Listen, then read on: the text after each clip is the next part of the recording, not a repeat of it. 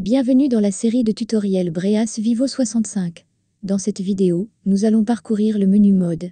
Pour accéder au menu des modes, appuyez sur le premier bouton de fonction. Cela ouvre les options à sélectionner dans le menu mode. Les modes de ventilation, de respiration et le type de patient sont indiqués par des cases à sélectionner pour chaque item.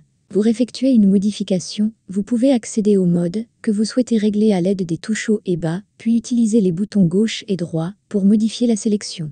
Tout d'abord, vous pouvez sélectionner un mode de ventilation parmi l'un des modes de ventilation par pression ou volume, ou un réglage PPC. Veuillez noter que pour sélectionner le mode CPAP, l'appareil doit d'abord être configuré pour être utilisé avec un circuit de fuite dans le menu Autres. Une fois que vous avez sélectionné un mode de ventilation, vous devez définir le type de mode respiration parmi support, assisté contrôlé, ventilation de l'embout buccal, MPV, ou ventilation assistée contrôlée intermittente, VACI.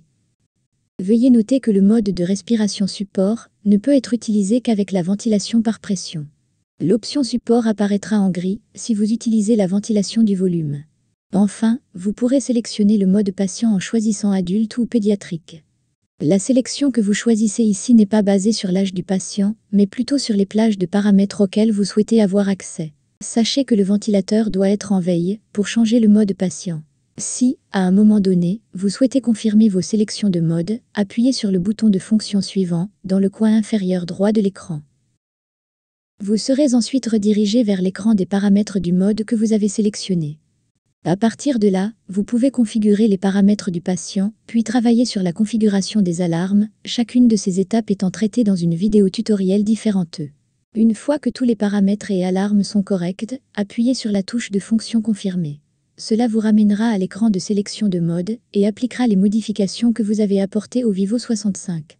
Il y a une dernière option dans le menu mode, qui est le mode domicile.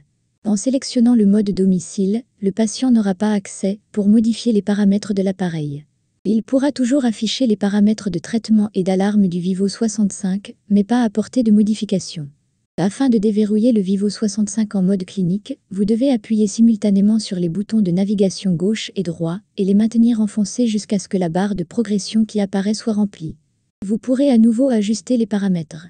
En appuyant sur les touches gauche et droite et en les maintenant enfoncés, vous reviendrez également en mode domicile. Ceci conclut le tutoriel mode pour le Vivo 65.